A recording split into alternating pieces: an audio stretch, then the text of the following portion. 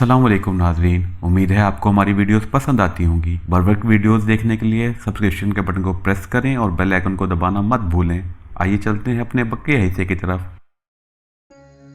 Plan के मुताबिक एक आवाज़ पैदा होनी थी। इस आवाज़ के साथ ही दोनों संतरियों ने ऐसे गिर पड़ना था जैसे इन्हें गोली लग गई हो और वो मर गए हों। इसलिए मैं बड़े सुकून के साथ बगैर किसी डर खौफ के अंधेरे में रेंगते हुए संतरियों की तरफ बढ़ रहा था। जब मैं इनके करीब पहुंचा तो इन्होंने मुझे देखकर राइफलें तान ली और कहा, हार्ट, कौन हो तुम? इसके फौरन बाद मैंने रिवॉल्वर का रुख इनकी तरफ करके ऊपर तले 2 फायर कर दिए। फायर की आवाज़ के साथ ही दोनों संतरी एक के बाद एक उछलकर नीचे गिर पड़े और यूं बेहिस हो गए जैसे मर गए हों। मैंने दौड़कर दरवाज़ा खोल दिया और पीछे की तरफ देखकर हाथ हिलाया। दरवाजे के पास रोशनी थी। दोनों कश्मीरी मुजाहिदों ने संतरियों को सिलेंसर वाले पिस्तौल की आवाज़ पर गिरते देख लिया था। फिर जब मैंने ज़ोर ज़ोर से हाथ हिलाया तो वो भागकर मेरे पास आ गए। मैंने कहा, भाग चलो, दरवाज़ा खुला है। हम तीनों दीवार के दरवाजे में से निकले और मैं एक तरफ को दौड़ पड़ा। दोनों कश्मीरी मुजाहिद भी मेरे साथ दौड़ रहे थे। एसपी हरपाल सिंह के बनाए हुए मंसूबे के मुताबिक जेल की अगली दीवार से कोई एक फरलांग के फासले पर रेलवे फाटक की तरफ एक पुरानी मोटर कार खड़ी कर दी गई थी, जिसके ड्राइवर को हिदायत की गई थी कि वो जाहिर करे कि इसने बहुत शराब पी रखी है और गहरी नींद सो रहा है। दौड़ते दौड़ते मैं कश्मीरी मुजाहिदों को रेलवे फाटक की तरफ ले गया। फाटक के करीब ही एक जानी मोटर कार खड़ी थी। मैंने रुक कर कहा, अगर इस गाड़ी में कोई नहीं तो इसे उड़ाकर ले चलते हैं। गाड़ी में हंसते हिदायत ड्राइवर शराबी बनकर पड़ा था। हालांकि वो जाग रहा था मगर पुलिस की हिदायत के मुताबिक वो सो रहा था। मैंने झुककर देखा और कहा, इसने शराब पी रखी है। हमने इसे गाड़ी से खींचकर बाहर निकाला और फौरन गाड़ी में बैठकर इसे स्टार्ट करके फाटक क्रॉस किया और एक तरफ को तेजी से रवाना हो गए। अब इन दोनों कश्मीरी मुजाहिदों को मुझ पर एतमाद हो गया था। इन्होंने मुझे अपने नाम बताए जो अली शाह और इमदाद अली की ज़बानी मालूम हो चुके थे। मैं इन पर यह जाहिर नहीं करना चाहता था कि मैं एक पाकिस्तानी कमांडो हूँ और इसके कश्मीरी मुजाहिदों से मिल चुका हूँ। ये बताने से मामला उलझ सकता था। अली शाह और इमदाद ज़रूर सोचते कि मैं तो नूर बाबा के मज़ार पर बैठने वाले सूफी दरवेश था। मुझे ये पाकिस्तानी जासूस का ड्रामा रचाने की क्या ज़रूरत थी? अगर मैंने ड्रामा नहीं रचाया था तो फिर मैं पाकिस्तानी कमांडो कहाँ से बन गया?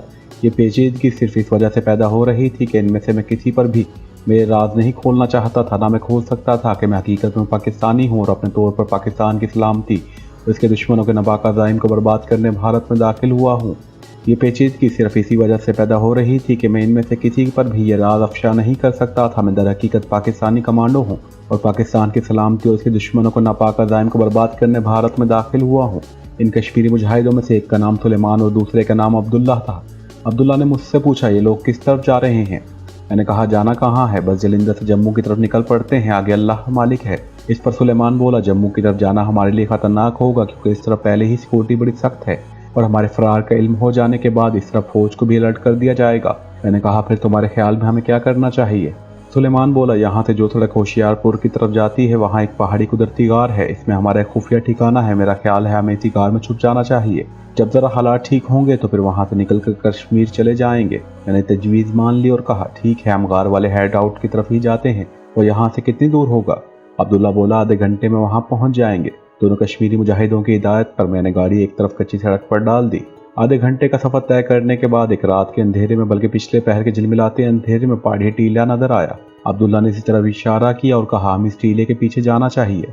टीलों के पीछे जाने के लिए कोई कच्चा रास्ता या सड़क नहीं थी। गाड़ी झाड़ियों ऊंची नीची जमीन पर चल रही थी। आखिर हम एक टीले के करीब पहुंच गए तो अब्दुल्ला ने कहा, यहाँ गाड़ी रोक लो। इस टीले में कुदरती गार था। कार के अंदर बिस्तर तय किए पड़े थे। चाय की प्यालियां, केतली और दूसरा थोड़ा बहुत जरूरी सामान भी था। कोने में 6-7 राइफलें और बंदूकें भी थी। अब्दुल्ला ने बताया कि यह हमारी खुफिया कमी गाह है और कश्मीर से आने वाले मुजाहिद कमांडो जरूरत पड़ने पर यहाँ आकर छुप जाते हैं। मेरा प्रोग्राम इन्हें वहाँ से भगाने का था। मैंने इनसे कहा, मेरा ख्याल है कि तुम लोगों का यहाँ रुकना खतरे से खाली नहीं है। ये इलाका जम्मू कश्मीर के रास्ते में है और लगता है पुलिस हमारी तलाश में इस तरफ ज़रूर आएगी। दूसरी बात यह है जो सबसे ज़्यादा अहम है, वो ये है कि हम जिस गाड़ी पर यहाँ तक आए हैं इसके टायरों के निशान बराबर ज़मीन पर पड़ चुके हैं और कोई भी खोजी जो पुलिस के साथ हमारी तलाश में निकलेगा इसे इन टायरों के निशान बड़ी आसानी से यहाँ तक ले आएंगे।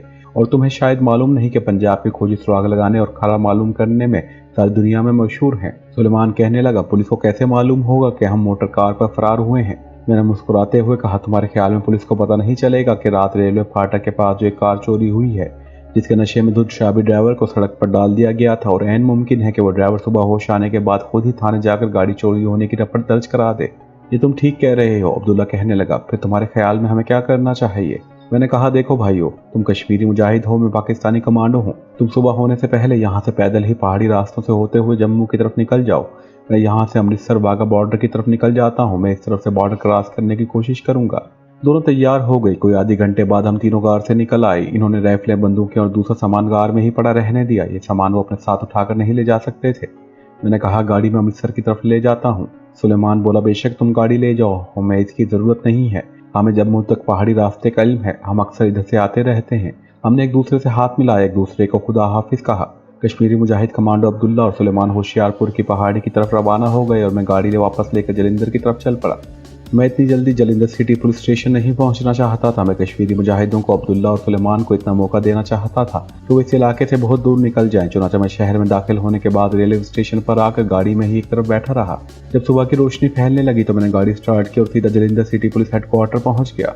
एसपी हरपाल सिंह मेरा बेचैनी से इंतजार कर रहा था। मुझे देखकर वो तेजी से मेरी तरफ बढ़ा। मैंने इसे कहा, फौरन पुलिस की भारी नफरी लेकर टीले वाली गार पर छापा मारें। वहाँ इस वक्त मफरूर कश्मीरी कमांडो अब्दुल्ला और सुलेमान के अलावा दो दूसरे कमांडो भी मौजूद हैं। ये लोग मुझे साथ लेकर सीधे टीले वाले गार में गए थे। वहाँ इनकी खुफिया हाइड आउट है, जल्दी करें, देर हो गई तो मुझे डर है कि वो वहाँ से ना निकल जाएं।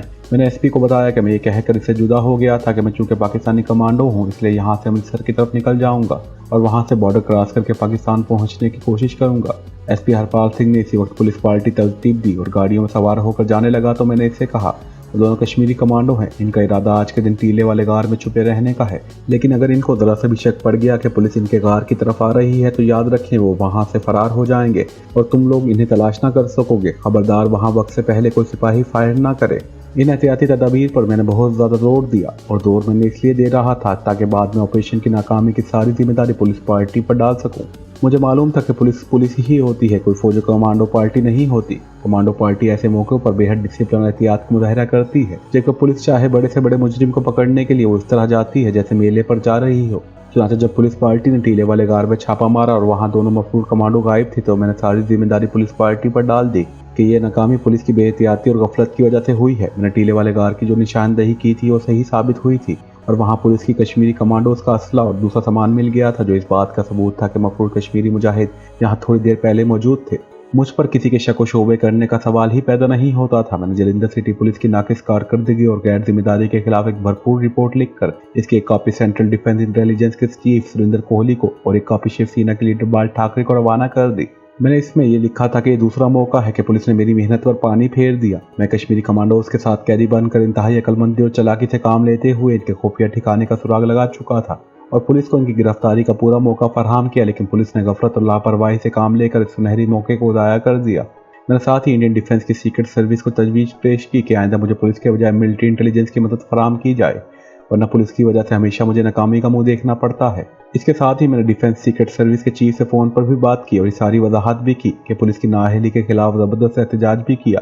मैंने चीफ से कहा, सर शिकार हमारे जाल में आया हुआ निकल गया और ये सब कुछ पुलिस की गफलत की वजह से हुआ है। मैं चाहूँगा कि आइंदा मुझे मिलिट्री पुलिस की इमदाद फराहम की जाए। चीफ ने कहा, हमें मामले की संगीनी का एहसास है, तुमने इस बार भी बड़ी उम्दा कारकर्दगी का सबूत दिया था, लेकिन पुलिस पार्टी ने देर कर दी। इस दौरान पाकिस्तानी कमांडो को इतला हो गई और वो फरार होने में कामयाब हो गए। मैंने कहा, सर मैं अभी भी नाउम्मीद नहीं हूँ, मैं वादा करता हूँ कि इन मफरूर पाकिस्तानी कमांडोज का सुराग लगाकर ही रहूँगा, मुझे थोड़ी मोहलत दी जाए। चीफ ने कहा, तुम जितनी चाहे मोहलत ले लो, लेकिन हम चाहते हैं कि इसके साथ ही तुम साथ इस इलाके में घूमो फिरो, इन पाकिस्तानी जासूसों का भी सुराग लगाओ जो हमारे पृथ्वी मिसाइल का सुराग लगाने और लॉन्चिंग पॉइंट की पूरी रिपोर्ट हासिल करने के लिए मुख्तलिफ भेस बदल कर इलाके में पहुँच रहे हैं। मैंने कहा, भगवान ने चाहा तो मैं बहुत जल्द इन पाकिस्तानी जासूसों को भी सुराग लगा लूंगा, लेकिन मैं फिर जोर देकर कह रहा हूँ कि इस बार मुझे पुलिस के बजाय मिलिट्री पुलिस की इमदाद फराहम की जाए। चीफ की पुरइत्माद आवाज़ आई, ऐसा ही होगा। तुम यहाँ से जोगीवाल गाँव में जाओगे क्योंकि पृथ्वी मिसाइल का खुफिया अड्डा वहीं एक वीरान टीले के अंदर है। तुम्हें लोकेशन मैंने समझा दी थी। तुम्हें जिस चीज़ की भी ज़रूरत जिस वक्त भी पड़े जलंधर सिटी पुलिस के एसपी से रजू कर सकते हो। तुम्हें हर मतलूबा चीज़ फौरी फराहम कर दी जाएगी। बाकी जलंधर सिटी पुलिस पार्टी के खिलाफ पूरी महकमाना कार्रवाई होगी। मैं टेलीफोन एसपी हरपाल सिंह के ऑफिस में ही बैठकर कर रहा था। वो मेरे करीब ही बैठा सारी गुफ्तगू सुन रहा था। जब मैंने फ़ोन ख़त्म किया तो मैं देखा कि हरपाल सिंह के चेहरे पर हवाइयाँ उड़ रही थी। कहने लगा, सर इस ऑपरेशन की नाकामी में मेरा कोई कसूर नहीं है। आप तो सब कुछ समझते हैं। हमारी पुलिस पार्टी के कांस्टेबल से हिमाकत हो गई थी और इसकी बंदूक इत्तफाकन चल पड़ी थी, जिसकी वजह से मफरूर कैदी होशियार हो गए और गार से फरार होने में कामयाब हो गए। मैंने इसे तसल्ली देते हुए कहा, सरदार जी आप हौसला रखें, आपके खिलाफ कोई कार्रवाई नहीं होगी। लेकिन ये बात मैं कलदा खत में चीफ सुरेंद्र कोहली और बाल ठाकरे को फौरन लिखकर भेज देता हूँ कि जाए वारदात पर पुलिस पार्टी की बंदूक चल गई थी, जिसकी आवाज़ सुनकर गार में छुपे हुए पाकिस्तानी जासूसों को फरार होने का मौका मिल गया। इसका नतीजा ये निकला कि इस इस खास हिंदू कांस्टेबल को मुअत्तल कर दिया गया और एसपी हरपाल सिंह का तबादला हो गया। इसकी जगह दूसरे रोज एक हिंदू एसपी करनाल से तब्दील होकर जलिंदर आ गया। इसका नाम ईश्वर मेहता था। इसको मालूम था कि हरपाल सिंह का तबादला किस वजह से हुआ है और वो मेरी खुफिया और ताकतवर हैसियत से भी वाकिफ था। चुनाचा मुझसे मिलते ही वो कुर्सी पर से हाथ बांधकर उठ खड़ा हुआ। मैंने इसको थोड़े से डांटने के अंदाज में कहा, मिस्टर मेहता, मेरे सामने हाथ बांधकर खड़े होने या मेरी खुशामद करने की जरूरत नहीं है। मैं आप लोगों से खुशामद करवाने नहीं आया। मैं भारत सरकार का ईमानदार वर्कर हूँ। मैं चाहता हूँ कि आप अपनी ड्यूटी ईमानदारी और अपने कर्तव्य के सामने रखते हुए अदा करें। जलिंदर सिटी पुलिस हेडक्वार्टर का नया हिंदू एसपी बड़ा काया आदमी था। इसका पूरा नाम सरवन ईश्वर मेहता था। इसका जिस्म दुबला पतला मगर बड़ा चाको चौबंद था। इसकी आंखों में बड़े हल्के जाहिर करते थे कि वो शराब का आदी है। बड़ा बातूनी था और किस्म के सरकारी अफसर को राम करना जानता था। चुनाचा जब इसने देखा कि मैं दयानतदारी और फर्ज शनासी की बात कर रहा हूँ तो फौरन इसने मुझे सलूट किया और बोला, महाराज जी, मैं किस कदर सौभागी हूँ कि एक अरसे के बाद मुझे आप जैसे भारतवर्ष पूत अफसर के मातहत काम करने का मौका मिल रहा है। महाराज जी, भगवान ने चाहा तो आपके मातहती में पुलिस की सारी करप्शन खत्म हो जाएगी और जलिंदर पुलिस एक आदर्शवादी यानी आइडियल पुलिस बन जाएगी। मैं इससे ज़्यादा बात नहीं करना चाहता था। मैंने ये कहकर बात खत्म कर दी कि आप अपनी ड्यूटी अदा करते जाएं। बाकी मैं आपसे कुछ नहीं चाहता और आप भी कुछ ना सोचें। मेरा दायरा कार वसी हो गया था। मुझे इन पाकिस्तानी जासूसों का खोज लगाना था जो बकौल भारतीय सीक्रेट एजेंसी के इलाके में नस्बशुदा पृथ्वी मिसाइलों के लॉन्चिंग पॉइंट के बारे में मालूमात हासिल करने के लिए इस इलाके में दाखिल हो चुके थे। हकीकत यह है कि मेरा अपना मिशन इन मिसाइलों के बारे में मुकम्मल मालूमात हासिल करके इन्हें पाकिस्तान के मुतल्लिका महकमे को पहुँचाना था। ये मेरा बतौर एक मुहिब्बुल वतन पाकिस्तानी कमांडो के फ़र्ज था और मैं अपनी फ़र्ज को अपनी जान से ज़्यादा महसूस करता था, क्योंकि ये मिसाइल जिन्हें खुफिया फाइलों पृथ्वी मिसाइल का नाम दिया गया था पाकिस्तान के शहर लाहौर, मुल्तान, सियालकोट को तबाह करने के लिए लगाए जा रहे थे। मुझे अली शाह और दूसरे कश्मीरी मुजाहिदों ने बताया था कि यहाँ कोई पाकिस्तानी जासूस नहीं है। ये सारा भारत का प्रोपेगेंडा है और इसी का खौफ है। इंडिया में तो अगर कोई देहाती गाय भैंस चुराता गलती से बॉर्डर क्रॉस करके भारत में दाखिल होकर पकड़ा जाता तो भारत की पुलिस इसे पाकिस्तानी जासूस समझकर जेल में बंद कर देती थी। अली शाह ने मुझे कहा था कि पाकिस्तान को अपने जासूस भेजने की क्या जरूरत है। ये सारा इलाका पाकिस्तान की निगाह में है। पाकिस्तान के पास इस इलाके के पूरे नक्शे मौजूद हैं। जिस तरह भारत हमारे इलाकों से पूरी तरह वाकिफ है। दुश्मन कहीं कोई मिसाइलों का अड्डा बनाता है तो इसकी रिपोर्ट गैर मुल्की एजेंसियों को फौरन हो जाती है। इस तरह पाकिस्तान की सीक्रेट सर्विस को भी पता चल जाता था।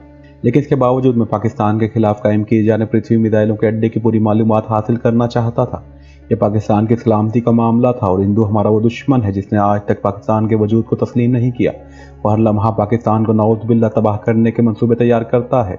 आजकल के हालात में भी आप सब देख सकते हैं कि पाकिस्तान पर किस कदर हिंदू अपने हमले कर रहे हैं, चाहे वो सफारती महाज हो चाहे वो फौजी महाज हो। अमेरिका से लेकर यूरोप तक सारे ही पाकिस्तान के मुखालिफ हैं। सिर्फ इसकी एक ही वजह है कि पाकिस्तान एक नजरिए पर बना है जिस नजरिए का नाम ला इलाहा इल्लल्लाह है।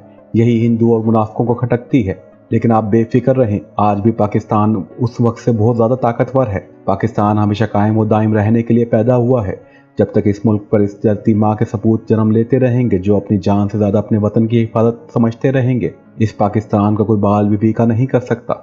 मेरे इस खुफिया मिशन का सिवाय मेरे ज़ात के भारत में किसी को नहीं था। लेकिन जिस मिशन पर भारत के महकमे दिफा की सीक्रेट एजेंसी ने मुझे यहाँ भेजा था, यानी पृथ्वी मिसाइल के खुफिया अड्डे का सुराग लगाने के लिए वहाँ आते हुए पाकिस्तानी जासूसों का खोज लगाना और उन्हें गिरफ्तार करवाने का मिशन, तो मेरी नज़रों में इसकी कोई अहमियत नहीं थी।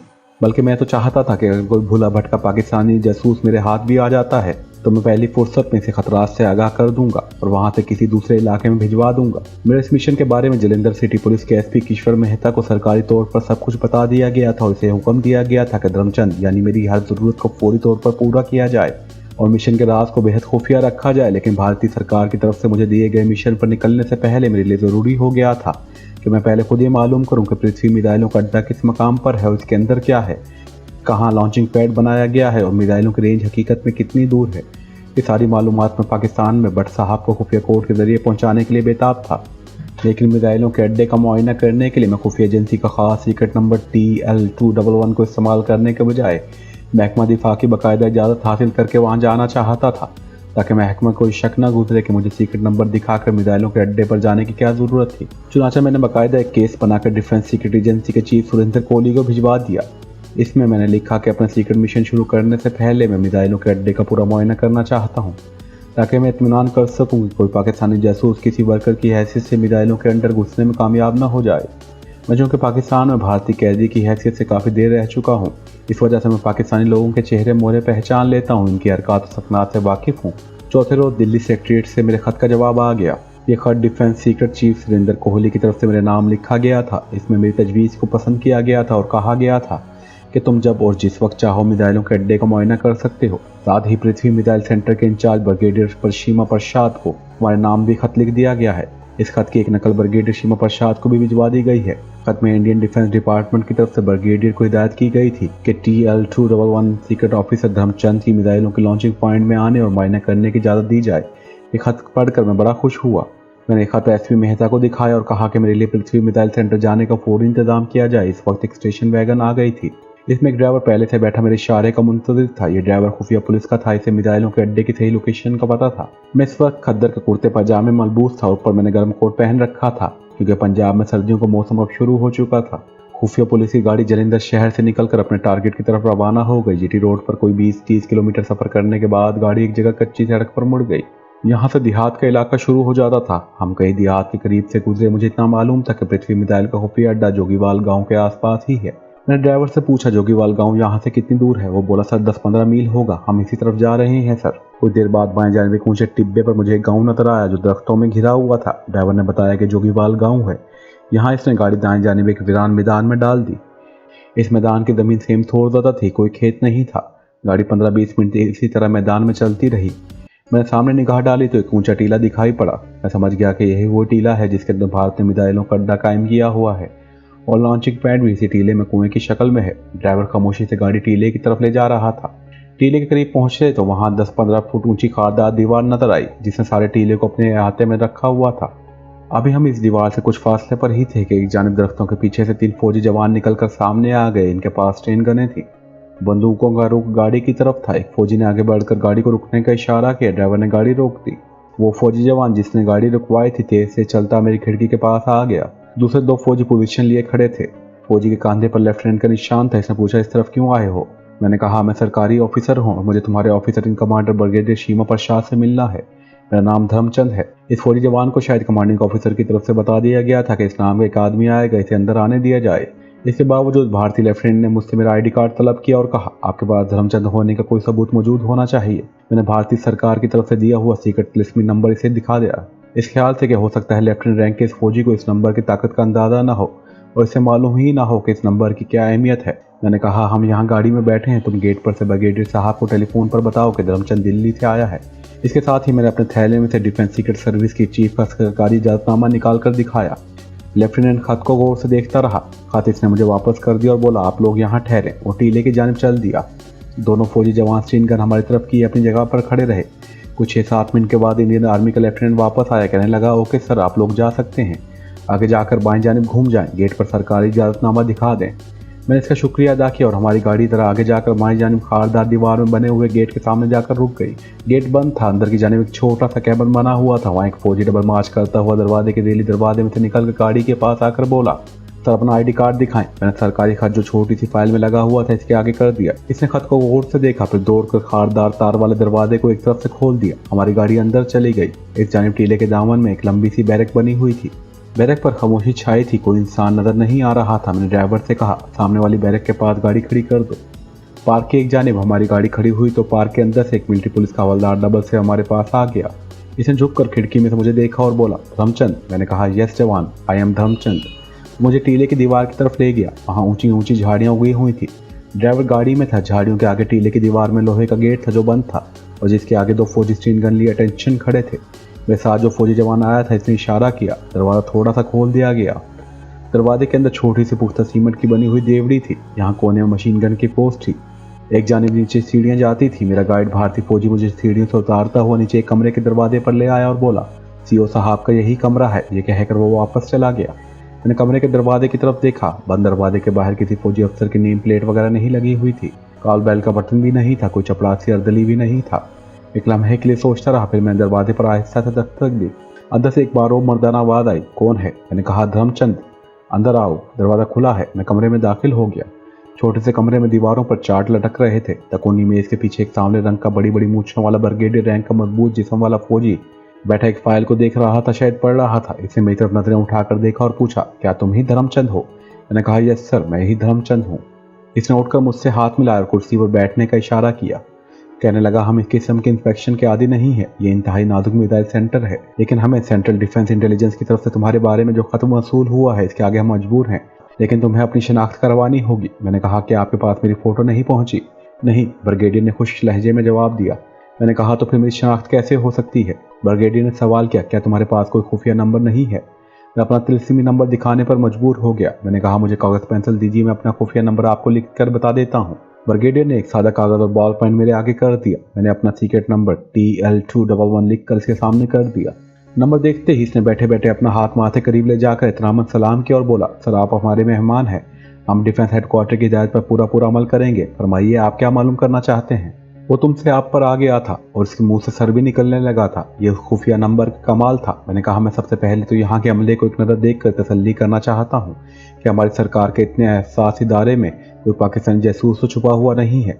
दूसरा, मैं लॉन्चिंग पैड और मिसाइल फायरिंग को देखना चाहता हूँ। ठीक है, मेरे साथ आइए, वो बोला। ब्रिगेडियर ने मुझे अपने साथ लिया और हम एक लिफ्ट में बैठ गए जो टीले के अंदर जमीन के नीचे 4 मंजिलों तक जाकर रुक गई। लिफ्ट से बाहर निकला तो क्या देखता हूँ कि मेरे सामने एक बहुत बड़ा हॉल कमरा है जहाँ दीवारों पर मुख्तलिफ डायल नस्ब है। 50-60 के करीब आदमी सफेद लिबास पहने मुख्तलिफ कंप्यूटरों के आगे बैठे काम में लगे हुए हैं। ब्रिगेडियर को देखकर कोई अपनी जगह से ना उठा, सब अपने अपने काम में लगे रहे। मैं इनके चेहरों को गौर से देखता चला गया। यूं हॉल कमरे के चक्कर लगाने के बाद ब्रिगेडियर ने मुझसे पूछा, क्या आपने इन लोगों को अच्छी तरह से देख लिया है? मैंने कहा, सरसरी नज़र से देख लिया है, अब मैं लॉन्चिंग पैड देखना चाहता हूँ। ब्रिगेडियर लंबे कोने वाले एक कमरे में ले गया जहाँ एक काले रंग का कमजोर जिस्म वाला धुएं उम्र आदमी चश्मा लगाए बैठा एक नक्शा सामने खोले इसका मुआयना कर रहा था। इसके पीछे दीवार पर पाकिस्तान का बहुत बड़ा नक्शा लगा हुआ था। ब्रिगेडियर ने मेरे से तारुफ करवाते हुए कहा, ये मिस्टर घोष से मिले, ये मिसाइल इंजीनियर हैं, ये आपको पृथ्वी मिसाइलों को लॉन्चिंग पैड दिखाएंगे। यहाँ से मैंने बंगाली इंजीनियर मिस्टर घोष के साथ चलना था। वो मुझे एक लिफ्ट के जरिए जमीन के मजीद 2 मंजिलें नीचे ले गया। यहाँ एक ऊंची छत वाली रोशन सुरंग बनी हुई थी। सुरंग की पत्थर की दीवारों पर रोशनी जगमगा रही थी। नीले और जर्द रंग के मोटे तार आगे पीछे फैले हुए थे। सुरंग में थोड़े थोड़े फासले पर फौजी सिक्योरिटी गार्ड के जवान पहरा दे रहे थे। सुरंग के आखिर में एक फौलादी दरवाजा था। दरवाजे के बाहर छोटा सा कैबिन था। कैबिन में एक फौजी खिड़की के पास बैठा था। मिस्टर घोष ने अपना शनाख्ती कार्ड मशीन में डालकर अपनी शनाख्त करवाई और मेरे बारे में कहा, ये पृथ्वीराज चौहान के आदमी है। ये इनका कोई खास कोड वर्ड था। पृथ्वी मिसाइल का नाम भी एक लिहाज से पृथ्वीराज चौहान के नाम पर रखा गया था, जो हिंदू राजपूतों का हीरो होकर गुजरा था और जिसको महमूद गजनवी ने बिरतनाथ शिकस्त दी थी। ये सुनकर कैबिन के अंदर बैठे सिक्योरिटी गार्ड ने एक बटन दबाया। बटन दबाने से फुलादी दरवाजा आहिस्ता आहिस्ता एक तरफ को दीवार के अंदर सरकता चला गया। मैं मिस्टर घोष के साथ अंदर दाखिल हो गया। मिसाइल का लॉन्चिंग पैड था। ये गोल दीवारों वाला कमरा था। दीवार के साथ एक पैनल था जिस पर 10-12 डायल नस्ब थे। यहाँ सुर्ख नीली और जर्द बत्तियां रोशन थी। एक दराज का आदमी सफेद लिबास पहने हमारी तरफ बढ़ा। मिस्टर घोष ने इसका तारुफ करवाते हुए कहा, यह मिसाइल कंट्रोल मिस्टर चक्रवर्ती हैं। मिस्टर चक्रवर्ती ने मुझे गौर से देखा, फिर बादल ख्वास से मुझसे हाथ मिलाया और मिस्टर घोष से मुखातिब होकर बोला, सर मुझे ब्रीफिंग नहीं दी गई, ये साहब यहाँ किस लिए आए हैं? इसी देर में कोने में दीवार के साथ लगे टेलीफोन की सुर्ख बत्ती जलने बुझने लगी। मिस्टर चक्रवर्ती मिसाइल कंट्रोलर ने लपक कर रिसीवर कान से लगाकर अंग्रेजी में अपना कोडवर्ड बताया। वो चंद सेकंड तक बातें करता रहा, फिर हमारे पास आकर मिस्टर घोष से कहने लगा, ब्रिगेडियर साहब ने मुझे फ़ोन पर ब्रीफ कर दिया है। फिर मेरी तरफ देखकर बोला, मेरे साथ आ जाए मिस्टर धमचंद जी। हम इस कमरे से निकल कर एक और कमरे में आ गए। ये इससे भी ज़्यादा छोटा और गोल कमरा था। ये कमरा एक कुशादा कुएं की तरह था। इसके दरमियान में एक बहुत बड़ा मिसाइल नस्ब था। इस मिसाइल का रंग केसरी था, जो सूरज का रंग लगता था, जो हिंदुओं में मुकद्दस समझा जाता है क्योंकि ये लोग सूरज देवता की प्रस्तिश को अपना धर्म समझते हैं। मिसाइल के एक जानिब हिंदी और दूसरी जानिब अंग्रेजी में पृथ्वी के अल्फाज लिखे हुए थे। कुल दीवार पर एक जानिब मुख्तलिफ डायल लगे हुए थे। इनके दरमियान जरा ऊपर करके 3 ब्लोअर के बटन लगे हुए थे। मिस्टर घोष ने मुझे बताया कि इन तीनों का ताल्लुक मिसाइल के फायर करने से है। पहला बटन दर्द है जिसके जलने पर अलर्ट का सिग्नल मिलेगा। दूसरा बटन सर्द है जिसके जलने पर हमें ऑर्डर है कि हम मिसाइल फायर करने वाले बटन पर अपनी उंगली रख दें। इसके बाद जब सुर्ख बटन जले तो हम मिसाइल फायर कर दें। मैंने जाहिर तौर पर खुशी का इजहार करते हुए कहा, और हमारे दुश्मन पाकिस्तान का एक शहर जलकर राख हो जाएगा। ये जुमला मैंने ऐसे अदा किया था जैसे कोई कड़वी गोली निकलता है। इस वक्त मैंने दिल में कहा था, काफिरों, वो वक्त दूर नहीं है और ना ही कभी मौका आएगा कि तुम सुर्ख बटन दबा सको। तुम्हारा ये मिसाइलों का अड्डा आग के धमाका खेज छोलों की नजर हो चुका होगा। मैंने मिसाइल कंट्रोलर से पूछा, भगवान न करे ये मिसाइल लॉन्चिंग पैड पर तो नहीं फटेगा? मिसाइल कंट्रोलर मिस्टर घोष मुस्कुराने लगे। मिस्टर घोष ने कहा, ऐसा होना नामुमकिन है। मेरे साथ आओ, मैं तुम्हें दिखाता हूँ। वो मुझे पृथ्वी मिसाइल के करीब ले गया। इस मिसाइल की गोलाई में कुछ 4 फुट की ऊंचाई पर एक मीटर लगा हुआ था। इस मीटर के आगे शीशा था। शीशे में से मुझे सुर्ख रंग की एक हत्ती नजर आ रही थी और ये हत्ती बाहर को निकली हुई थी। मिस्टर घोष कहने लगे, ये हत्ती हमारे मिसाइल का सेफ्टी वॉल है।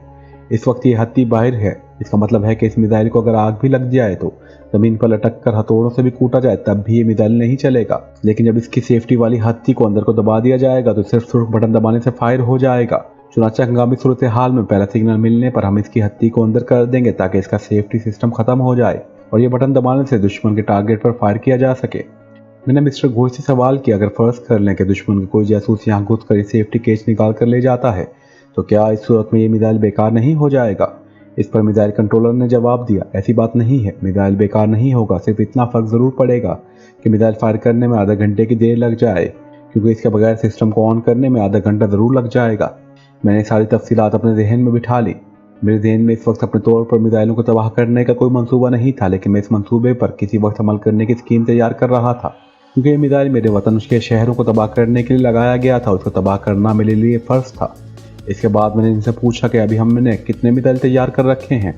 मैंने बड़े जोश में आकर कहा, मैं चाहता हूँ कि भारत माता के आदर्श को फिर से जिंदा करूँ।